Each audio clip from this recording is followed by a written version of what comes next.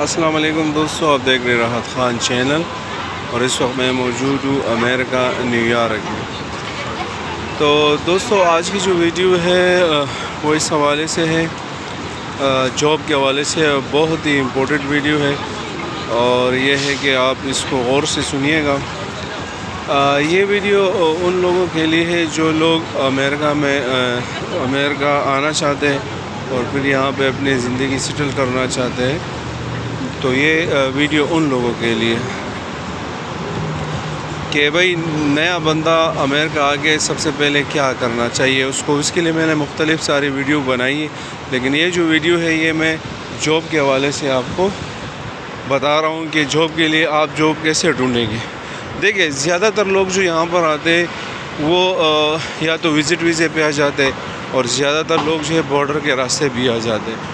تو ایسے سمجھے گا کہ دونوں کے پاس ڈاکومنٹس جو ہے وہ جاب کے لیے جو ہے وہ کارآمد نہیں ہوتے۔ اس کی وجہ یہ کہ وزٹ جو ہے وہ تو آپ وزٹ کے لیے، اور جو بارڈر پہ آئے تو آپ بارڈر پہ آئے چوری سے آئے، تو اس لیے پھر آپ کو یہاں کیس وغیرہ آپ کا چلے گا، پھر آپ کو مختلف ٹائم کے بعد چیزیں ملے گی۔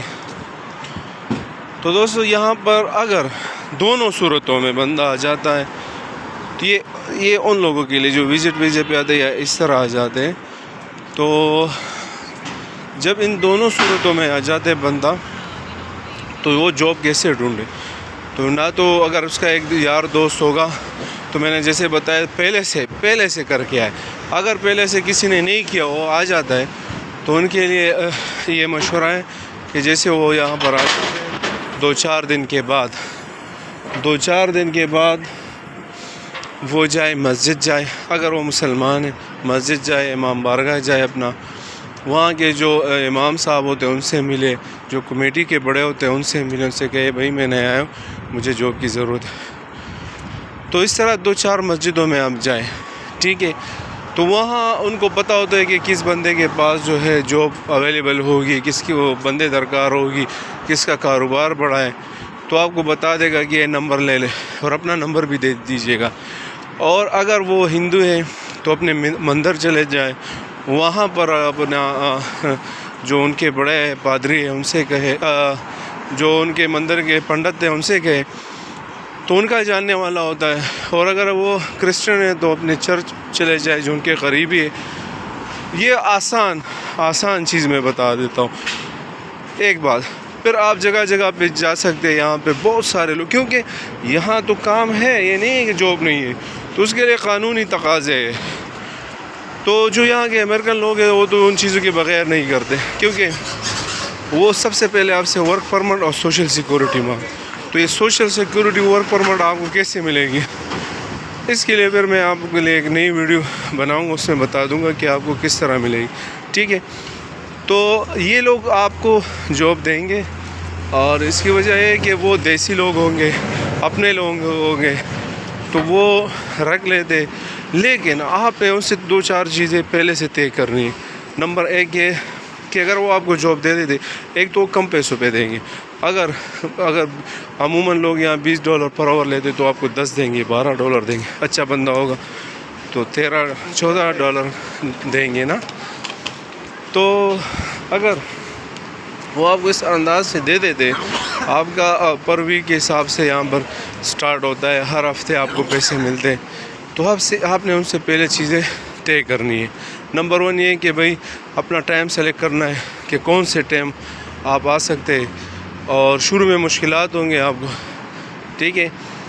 تو پھر پہلے یہ بھی ان کے ساتھ طے کرے کہ بھائی یہاں پر لوگ کیا کرتے، آپ کو تو رکھ لیتے، آپ کو کہتے جاب پہ آ جائے، 1 ہفتہ کام کرے، 2 ہفتے کام کرے، تو پھر آپ سے کہتے کہ بھائی یہ 2 ہفتے جو ہے آپ کے ٹریننگ کے تھے، اب ہم آپ کو پیسے سٹارٹ کریں۔ تو اس طرح وہ آپ کا حق کھا جاتے ہیں، ہوتے ہیں یہاں پر ایسے کرتے، پہلے سے بات طے کرنی کہ بھائی مجھے پہلے دن سے میری پیمنٹ سٹارٹ ہوگی، نمبر 1۔